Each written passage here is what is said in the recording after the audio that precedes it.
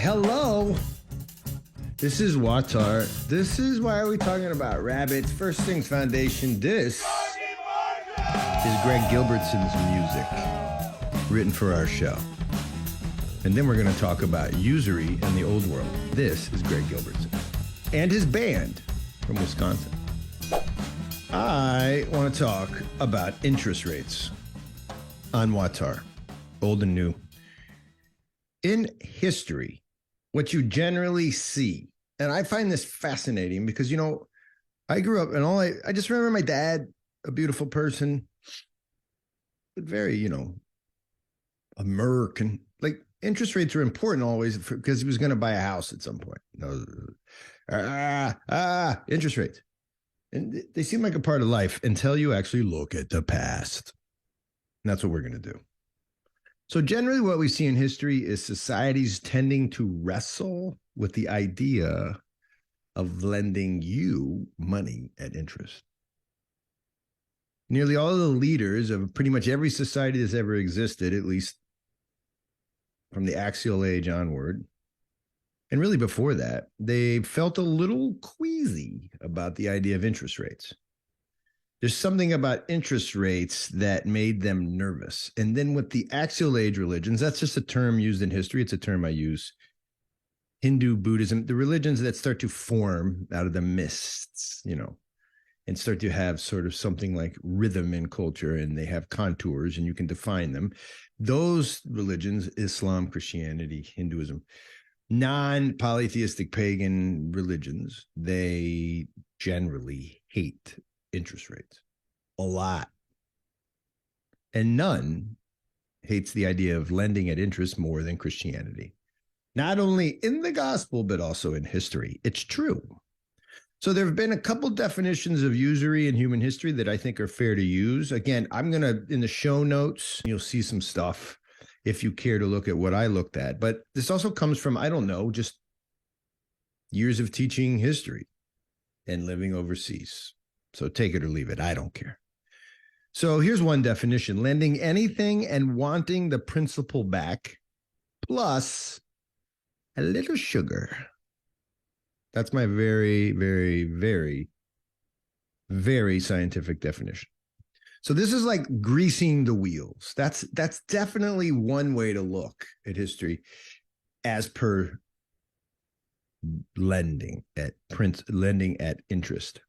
A second kind of definition that comes up after perusing this topic for many years is lending something and expecting like way, way, way more back than you asked for or than you started with. This is like the nuclear option, especially for people who are called Christians. Don't do that at all. So I thought it'd be fun just to go quickly through some ancient societies and some ancient religious societies, some old world people on this show. You guys know what that is. Pre-Enlightenment people, pre-light people, just to see what they did. It's some factual stuff. Who's ready for factual stuff? Ancient stuff. Here we go. Ancient Egypt, 9th century BC, before Christ. Papyrus records show a man loaned 5 deben of silver, that's cash, with a promise to pay back double within 1 year's time, which calculates to an annual rate of 100%. Yeah. So a tablet that you can go see at the Metropolitan Museum of Art. I think it's there right now. It's from 664 or so BC, records a grain loan, an 8-month grain loan at 50% interest. On an annualized basis, that's like 75%. Yep. You give me 100, I give you back 175. Ouch. 40% is another number that pops up a lot in ancient Egypt for personal loans. Not a lot of low interest rates in ancient Egypt. What about, say, Hindus? Pre-Christian time Hindus.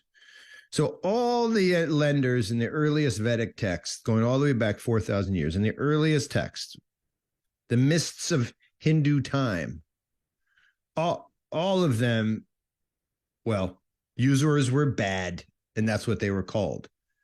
Usurers. Like you're a user, dude. Yeah, here's an actual quote from Vedic text that hypocritical ascetics, leaders of the spiritual community, hypocritical ascetics and hateful hidden hearts, those are the people that practice usury. So Hinduism, you see them lighten up. By 200 AD, there's a stipulation that zero interest rates used to be the norm, but now they're like stipulating the interest rates that go beyond the legal rate, which was something like 2%. Those cannot be recovered. So if you try to charge somebody 4 or 5% on a loan you gave them, then that was like, come on, man, you're kind of being a dick. That was Hinduism. I know you tune in for the hard facts, and that's what I'm giving you. All right, history of utilitarian peoples. Why did I give you that phrase? Because I think the ancient Greeks are the original utilitarian people. So what about them? What are they doing? We're going to get into this, the really important stuff, like the implications of this for our society, I promise.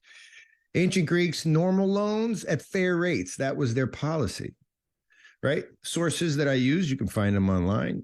They compare ancient Greeks lending to sort of modern personal bank loans. You could find all types of rates. You found real estate loans. You found loans to cities, loans from one city to another city, loans from banks. You had endowments where wealthy men would actually loan to really important political players. Wait, this sounds very familiar. You had loans for commerce and industry. Those were the highest, most expensive loans in ancient. This is called Golden Age Greece. Okay, so we're talking like the 400s BC, right? And then they had these things that they called hard bargain loans, where these are like loan shark rates as high as 100% interest, right?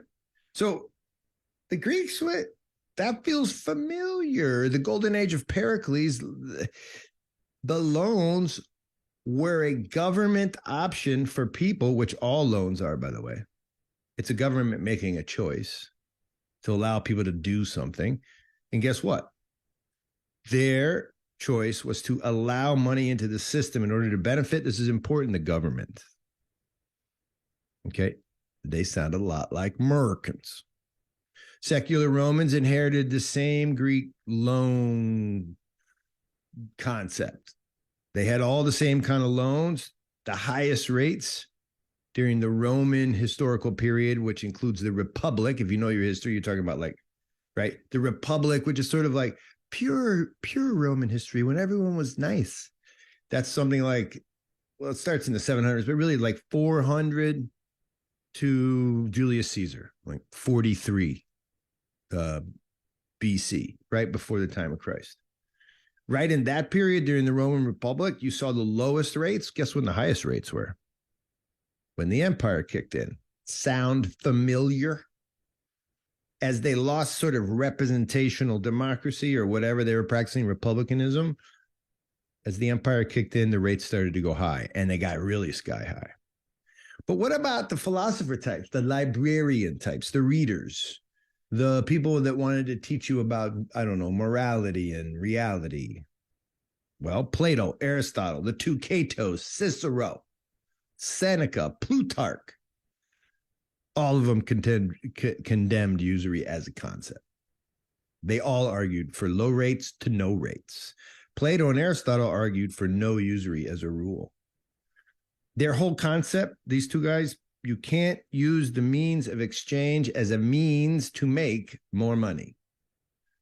Exchanging something is bad as a way to make money. Hear that out. That means it might be a great way to make money. It is an immoral way to make money because the exchange itself has no productive value. That's what they argued. Well, they started to get integrated after the Jewish diaspora into European culture, right? They could use interest to do business with non-Jews. But even then, the Torah had certain limitations on how high you could charge others to borrow your money, right? The Hebrew word for interest is neshek, literally meaning a bloody bite or a bite. And it's all about the extraction of interest from the point of view of the debtor. In other words, in the Jewish narrative, they're trying to protect those who borrow, right? Lending at high interest rates was wrong for everybody. But you could lend, especially to non-Jews outside of the temple. Before we get to the Christians, you got to hear about the Muslims. Most of you probably know, like, that's not really allowed. I heard that. You're right. They don't do it. Done. Like, not at all. Like, not cool. So you can see in the Quran that insiders found ways to make money on big business deals, but the Quran itself considered lending at interest to be about excess and greed. It's about using your brother and his need in a time of need. Actually, it's his time of need. And the Quran's like, so don't manipulate, right, and abuse, right, and take advantage of that time. Above all else, for Muslims in the law, in the Quranic law, you're disobeying God's command when you lend at interest. So this is 600 years after Christ. You have Caliph Umar, right, who set clear, strict prohibitions against lending at interest. I'm not making it up. If you go spend 31 hours on the internet, you will find what I said to be true. If you go and spend 31 hours traveling to Saudi Arabia, you will find what I said to be true. Although, as we'll see in conversations 2 and 3 in this series, modern society has found a way to figure this out. So what about Christians? Let's keep going. Well, the East and the West, both Roman Catholics or whatever you want to call them, the Western Christians and the Orthodox Christians started out in the camp of don't do it at all. Old Testament decrees were resurrected and emboldened and bolstered, and New Testament references by Christ and by others added fuel to the case, and you weren't allowed to lend. Well, let me put it differently. Laws are going to get passed against it, but in general, it's like, do you really want to do child kidnapping and sell them to who knows who? It was dirty. So building on the authority of Scripture, the church had by the 4th century prohibited the taking of interest by the clergy, a rule which they extended to the laity by the 5th century. In the West, under Charlemagne, by the 7th and 8th centuries, they pressed even further, and this is what I like, they made it a criminal offense. If you found out, oh, wait, my neighbor, he wanted 2 cows back after I lent him 1, jail time. Ouch. The anti-usury movement continued in the West, gained momentum even. By 1311, you got Pope Clement V. Yeah, he's made a total ban on usury.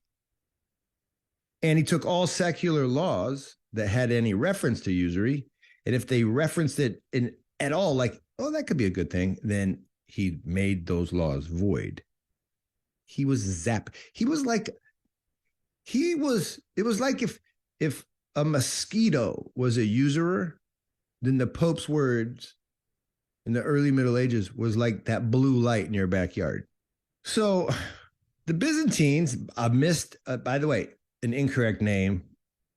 The Orthodox Christians of the East, also known as Romans to themselves, that's how they knew themselves, they vacillated. And like all things Orthodox, they went back and forth. They lived in the paradox. They knew they weren't supposed to do it. And then every now and then a patriarch and or an emperor would let it happen. But there were certain caveats. So I want you to think tension. There's a lot of tension. It's always like that with the Orthodox, right? God and man, right? I'm dead, but I'm alive. Emperor Justinian and his code supported the Roman tradition of lending an interest, but he declared a caveat that the Romans had done it, or let's put it this way, the not pre-Christian Romans had done it at a rate too high, at a rate displeasing to God. That rate was 12%. He said you can't lend higher than 8%, with a preference that you should only lend at 4%. In fact, the only person he allowed to lend higher than 4% were bankers. because he needed to use them. Why did he use them? To rebuild the empire, to reclaim the old parts of what he knew to be the Roman Empire. You're talking 500s now, after 500 years after Christ. If this is boring you, I'm sorry, but I think it's fascinating. And if you want to send me money for how fascinating it is, that would be great. So the highest banking rate in the Byzantine Empire was something like 8%. And for senators, it was only allowed to lend at 4%, which is fascinating. So government folks weren't allowed to capitalize on interest rates. Oh, we ought to think about that. Yeah. So this tension goes on and on. You see it in hagiography in the East. There was this story it's called The Miracles of the Great Martyr Artemis. It's a great story because Artemis's parents were like really good at lending stuff. Like his dad was a chief lender. We can call him a banker if you want, but Artemis didn't call him that because Artemis was set to inherit his father's business of lending money at interest in the Byzantine Empire in the 600s. And Artemis, well, he was a pious young man, and he was so ashamed of his father that he ran and decried to anyone who would listen that his father was a miserable, his father lived in a profession miserable and shameful. And he ran away and became a monk and also a saint, in part because of his position on lending at interest. That's funny, though. You got to admit, he was super woke because everybody in his family thought he was crazy. Oh, and he turned out to be a saint. John Chrysostom, you want to hear about him? Oh, boy. Oh, boy. I love John Chrysostom. If you don't know what John Chrysostom is, the Golden Mouth, just go read about him or read his stuff. I'm doing a talk in Montana. I'm going to bring in some John Chrysostom. Doesn't make for easy reading. And not because the words are easy. But yeah. He's going to tell you about yourself. And here's what he said about trapezites. That was his word, his cool Byzantine word for money lender / banker. Here's what he said about bankers / money lenders. Right? He says, quote, trapezites attach interest to interest, and then again to more interest, and pursue by the way of iniquity any filthy lucre cash they can get their hands on. Unquote. Yeah. The Golden Mouth. Eastern Christians of lore. Here's St. Gregory of Nyssa. He wrote a whole tract, a word against usurers. I think people know this. I think even like Christians know this stuff, but I think they're like, that's funny. But why? It's like, oh, that crazy thing where you don't murder people. I've got more. Listen to St. Gregory. He's like, a person who needs to borrow is the same, quote, as a man begging for alms, only appearing to have an air of propriety. So his premise is fascinating because if a man begging for alms is like a man asking for a loan, what follows is the lender should, not only give him the money, but don't even expect the principal back. And he writes that. You should lend without demanding any back at all. St. Gregory says, quote, an interest-free loan is the second degree of charity. In other words, okay, way to go. You lent your brother some money and didn't ask for interest. Okay, way to go, buddy. Way to go. You hit the ball. Yay. But he says the first degree, the most beautiful form of lending is gratuitous giving with no desire for any return whatsoever. You know, like you find in Citibank or in the charter for Wells Fargo. That's funny. You're probably wondering how we get from this to credit cards showing up in your daughter's mailbox when they're 18 and don't have a job, and the credit card is free to them and only at 29% interest. They're probably like, wait a minute, what happened? Well, we're going to find out on this podcast. But first, we got to finish this short conversation. We're almost to the end of this one. St. Gregory, let's just put it like this. The lender for St. Gregory was the guy who pimped out his money. For Gregory, it was like if you had money to lend, you gave it away. And if you pimped it out, you're no better than making your money, like walk the night, show some leg, right? That's how these guys are thinking, these very ancient and holy Christians. So in a nutshell, okay, this is some old stuff. But as you saw, there were all kinds of people within the old world that lent that interest. Because we know this, one, because the historical record shows this, but also it's not hard to figure out. If these certain individuals are speaking so stringently against lending, you know what's going on. Just like I like to speak out against, I don't know, the human slave trafficking, because it's going on. So nobody was off the hook, but there's a problem, right?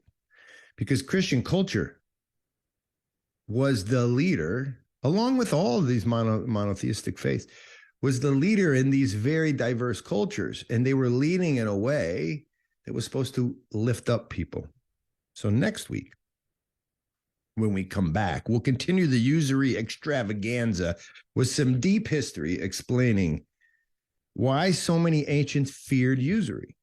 Because there's both, quote, religious arguments and non-religious arguments, secular. That's not really a good phrase to use in the old world, but there's sort of thought out rational conversations, and then there's decrees from holy books, and then there's holy tradition. And there's an alignment often in history that happens. And my question next week is why did they align? What was so bad about lending? What did they say was so bad about lending, right? What did they say about your 18-year-old getting the credit card in the mail at 29%? What? It can help her. It can move her forward. They said, yeah, no, it can't. Stop supporting pimps. Like they really said that.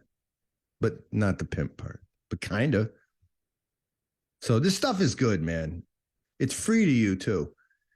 If you'd like to pay for it, www.first-things.org. Support our guys in the field, but also support this podcast. And most of all, just listen. Guys, there's only one thing in life. It's how do we love our neighbor? Or do we love our God? If you do those two things, you don't need an HOA. You don't need a banking system. You don't need anything. You just go about your business. People take care of each other. Anyway, let's come back next week. There's 3 conversations we're going to have. This is the first. Let's do it on the interwebs. Next week, I'll meet you here. And we'll get into, like, what's the problem with interest from the old world and really new world perspective on Water. Greg Gilbertson, play us out. Greg Gilbertson of the band playing us out on Water.